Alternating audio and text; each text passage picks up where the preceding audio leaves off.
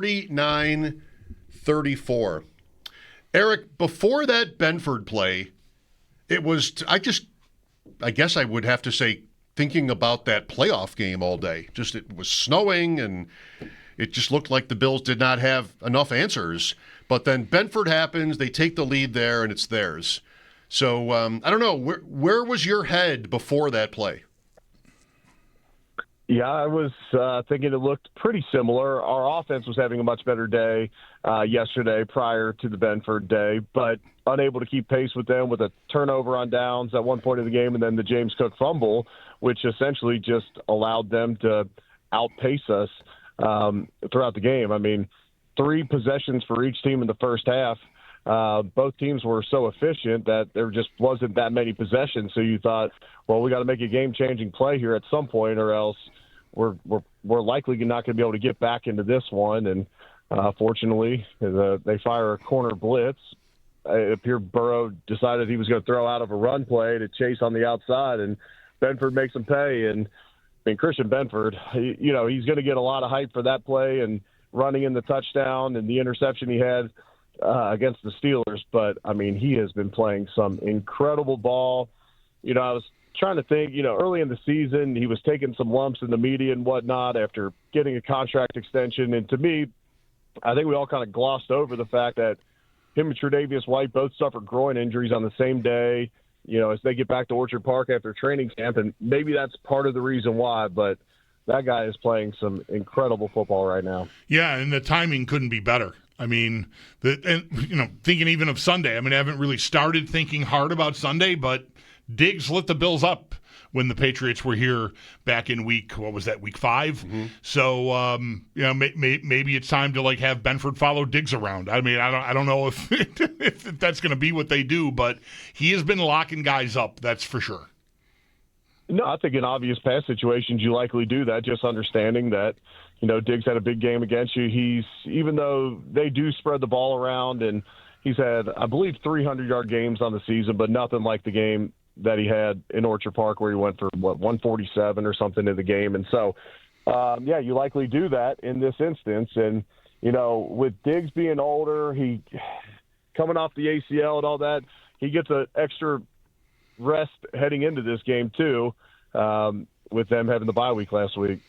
So much of getting a play like Benford made yesterday is just having the right call at the right time. I said sort of, I don't know if I'm half kidding, 25% kidding, that if the Bills had better luck rushing the passer with 4 yesterday, maybe Benford isn't even blitzing at that moment. But it turns out they were having a real tough time getting to Burrow at all. So by the time that part of the game rolls around, it's, they're into the bag a little bit, recognizing that they, got a big sack from Bosa last week on a play that Benford was also blitzing. Same sort of concept. That's why he's there in the backfield for the scoop and score against Pittsburgh. But I just think the circumstances sometimes are so random that you end up in a situation where you have the opportunity to make a play because, I don't know how often he blitzes on that play. It can't be many times per game, if it's even like a time a game. But right moment, and there it was. No, you're exactly right. And we've actually gotten a lot more aggressive blitzing corners. Now, I think some of that's alignment. And this isn't a conversation I've had with Bobby Babbage talking about this. I actually heard, I believe it was Josh Allen talking about facing the Chiefs and how if they were going to bring a safety blitz, but then you're in a tight alignment with the receiver, there's not really space for the free safety and the corner there off the edge. It becomes very obvious. So then you just fire the corner in that instance and the safety goes over the top. And so, whether that was going to be a safety blitz or it's truly them firing him off the edges, they have been aggressive with those cornerback blitzes and they worked a good amount. And, I can't point back to a play where we ran a corner blitz this year and, they get it out to a receiver who makes a huge play, which is generally one of the reasons why teams don't call corner blitzes is because you can leave yourself so susceptible. You have to really pick and choose your timing of when you do it. You generally want it to be a run play. And if it's not going to be a run play, it's got to be a tight split by the receiver. So 1, he can hit home, and 2, guys can fill over the top quickly without completely giving away that you're running that blitz. With Eric Wood, the two big Allen runs late, the touchdown, of course, and then the one that salts the game away.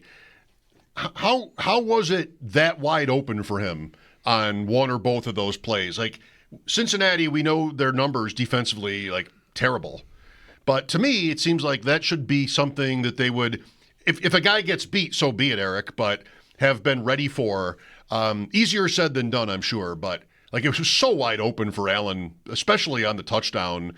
Was there a mistake there that you noticed, or just a scheme mistake, or something that Cincinnati kind of blew in those moments?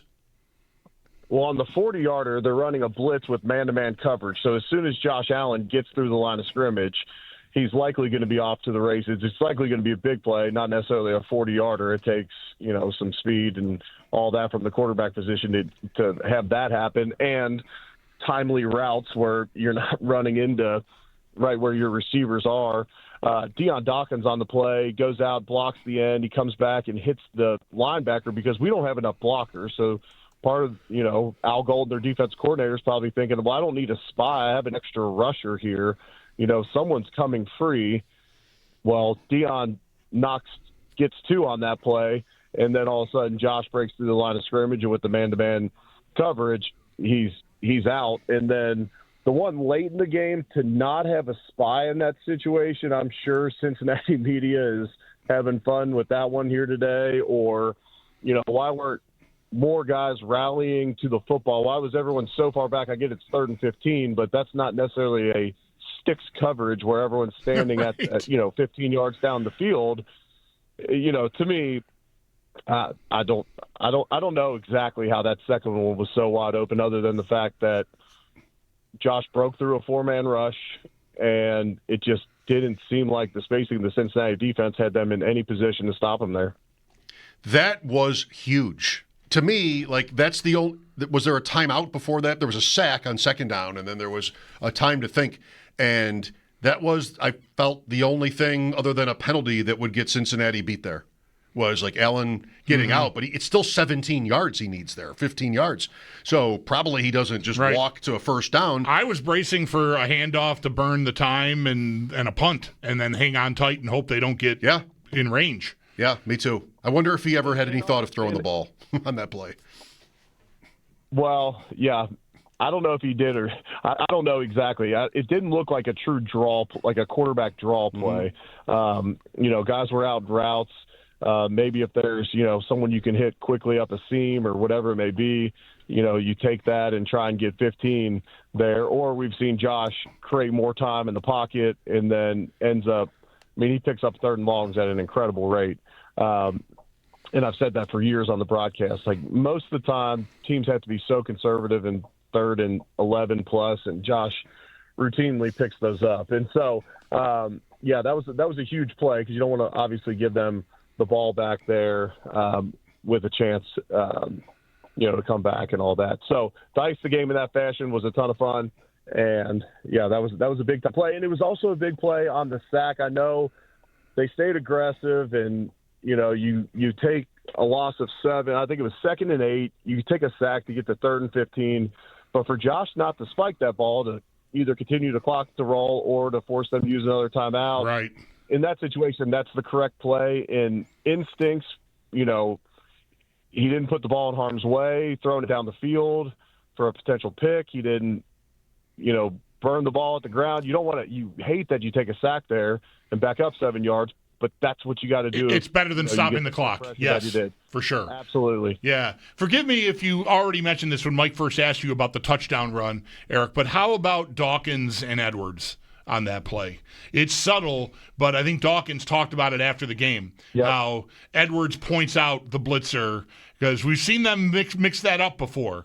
But Dawkins said without Edwards doing that, he would have blocked the man on his left, and that's the guy that Allen evades. And, when they're sending numbers, you can talk more about this. Obviously, you know it intimately. Sometimes there's a guy you leave for the quarterback to handle, and in that case, it was the guy on the edge, and Allen stepped inside him and was gone. Yeah, I love that Dion said that after the game, because a lot of times there's guys helping out each other at the line of scrimmage, and someone does something like that, and they don't truly give the credit where it's deserved. And, but that's the sign of a good offensive line, that everyone's communicating at the line of scrimmage, helping each other out. We all have our strengths and weaknesses. Some of us are,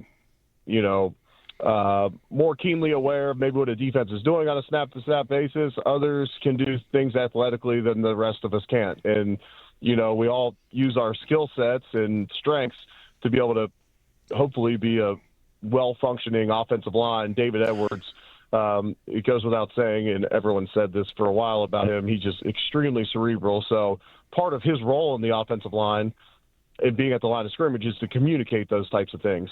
And so really heads-up play by David Edwards to alert that. When you have a five-man protection on the backside, there's times where you'll throw hot, and then there's other times where you want it to develop a little bit, and so that's called double bumping.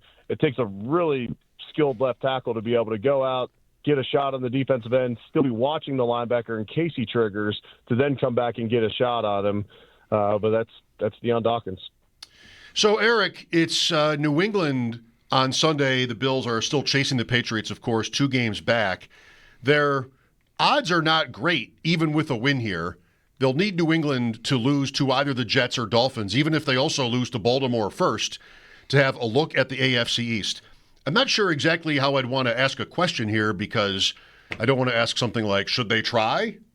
Because, of course, I mean, it's big enough, and you never know if that might happen for the Patriots. So I guess you just sort of keep your head down here. But it's also, I think about this on the heels of last year, or even previous years to that, where the Bills they get to the end of the season and multiple guys are injured, and, oh man, the bye week would have been great. It's going to be tough to get there here, but so it's just like to say it's important, but really it only ends up being important if New England loses either to New York or Miami. Yeah, no, I see your point there. So, yeah, is it a Russ Bosa back from the hamstring, or, you look at individual cases like that? No, I see your point completely there. It's not a win or go home type of situation. You still have a strong playoff chance, even if you don't win this game. Of course, your chances at, winning the division go down even further. I think I saw it at about 17% or 18% today to win the division, which is just going off of, future win probabilities on games and all that. But, no, I mean, they want to go win this game and do everything they can and put themselves in a position that if New England slips up and we stay hot, we could potentially win the division. But to your point, this isn't a win or go home, so it's not a rush Bosa back, Palmer, whoever that may be for this week. What should be the question I want to ask then? Like, no, you want to take it a little bit slow if you can with injured guys that are on the fence for this game. Sometimes we end up talking about schemes and the playbook and whether games are, in short, important enough to use all your best stuff. Yeah, like, is this game that? You are hoping for a 6th straight division title. There's a lot to that. But in the end, maybe you don't empty the clip, so to speak. Yeah, so from a former player's perspective, like, you're not thinking in that way at all. Right. And I don't even know that the coaching staff would even say that out loud. Could Joe Brady maybe hold something back potentially, for a potential postseason rematch? Anytime you're going against an opponent that you could see again, it's okay, we're giving them formations and concepts that, we could potentially work off of better in a second matchup when they have to prepare for this. But all that being said, it's up to the trainers, the coach, maybe the front office to kind of handle those injury decisions and all that. But these guys are going to coach and go out and play to go out and win this game. And, you could talk about the Diggs storyline or, the Patriots seemingly being back and all the talk that, well, now the Patriots have the best quarterback head coach combo in the division. And the fact that if you lose this game, it becomes a hat and T-shirt game for them in the locker room with a big time celebration. Yeah, I think there could be some safer decisions, but they're going to go out fighting in this one. I'm imagining a scenario, just sitting with this for a moment, if you'll allow for this silliness, where Joe Brady, the offensive coordinator, has in his office like a vault that can only be opened with like reading his eyeballs, and it's like, these are the plays. Like they're holding back. This is the Glengarry like, leads. These are the ones we've been saving for January. Here they are. Treat them with respect. They're in a safe that's inside of another safe. Right. That's funny. And then you pull one out, and it doesn't work, and you're like, oh, no. Yeah. Why didn't we just stick to our bread and butter stuff here? Right, because somebody trips on there was a play they ran in a short yardage thing earlier this year where I think the maybe the right tackle, Spencer Brown is coming around. He's got to get a guy at the line of scrimmage on the left side of the formation and trips on Osiris Torres's leg, and that blows up the whole play. And it looked like a really cool idea, and it was absolutely going to work if Brown doesn't trip on. Well, now Torres. you want to run it again because the other guy's not expecting it at all. They won't ever run that again. Right. Eric. Right. And to your point, I don't know that offensive coordinators have that vault. I mean, obviously you have packages and formations that maybe you save, but I don't know. At what point do you say, well, shoot, now we need it?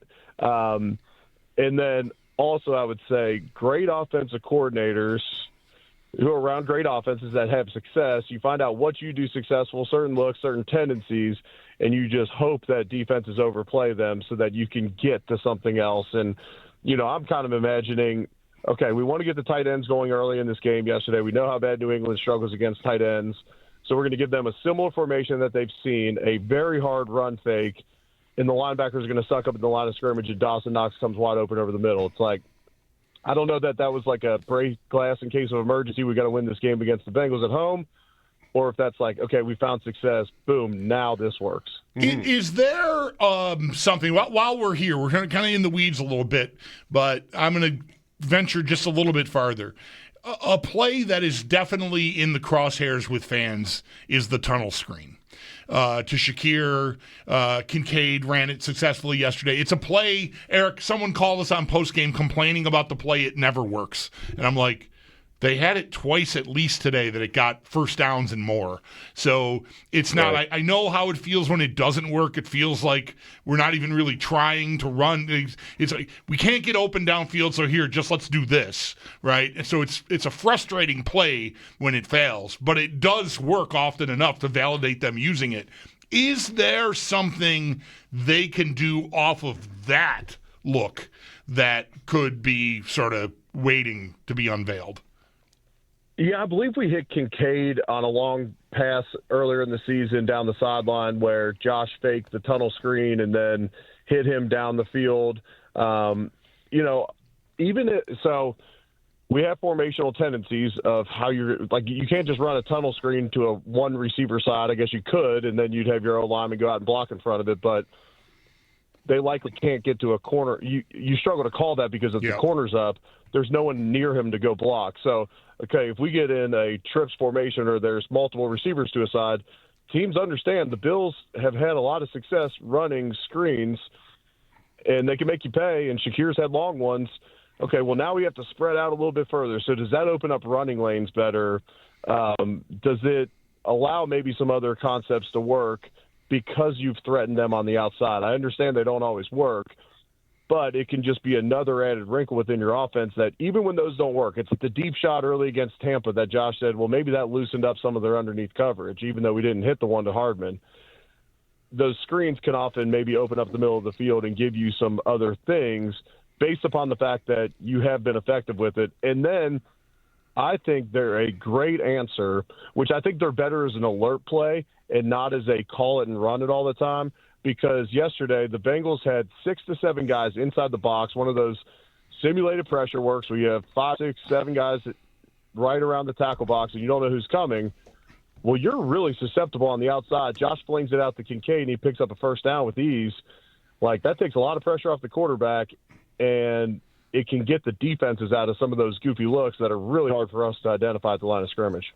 Eric, a thing or two here quickly as we close. The Chiefs lose again. I don't know how much of that game you got to watch last night, and Houston gave the Bills a very hard time as well defensively, but everything looks like it's coming so hard for Kansas City. Does it make sense to you? Is there a simple explanation, or is it a lot of things? What do you think? Yeah, I got to watch every second of that one. Their offensive line really struggled against Houston's front with 3 guys out. You assume so, and then they lose their left tackle on the first play of the game. Yep. Tough situation there. Wanya Morris is already their backup tackle, and then he gets hurt. So they were going to struggle in pass protection, which then Houston knows you're probably not going to be able to hold on the ball long, so they can get really tight in coverage and jump things, knowing you're probably not going to have long developing plays down the field. And Kelsey drops a ball that goes for an interception. Kareem Hunt drops a 4th and 1. Rashee Rice drops a 4th and short. It's like they did enough to beat themselves, and then also just with the injuries on the offensive line. And, Rashee Rice is a good ball player. Worthy's got some speed. Obviously, Mahomes is who he is, but, man, there's just not a lot on that offense that truly strikes fear in you right now. Pacheco, Kareem Hunt, they got some speed at receiver with Brown and Thornton, but to me, they don't have a lot of guys that strike fear in you right now. Mm-hmm. Now it's New England, and at the risk of bringing up a sore subject, there's a chance I'll be listening to some of this broadcast. I mean, there's always that chance. This is the toughest one to listen to. Anybody broadcasting from Gillette, because the fans are so close to the mic. Eric, there's like right in front of you, right? That's tough. I listened to their last game was a night game, and I heard a national broadcast. I'm like, there are a few fans, you can just hear everything they say. I know. Yeah, it can be pretty annoying too, because unfortunately for them, we've had a lot of success there recently. And so they hear me and Chris projecting like towards the back of their heads.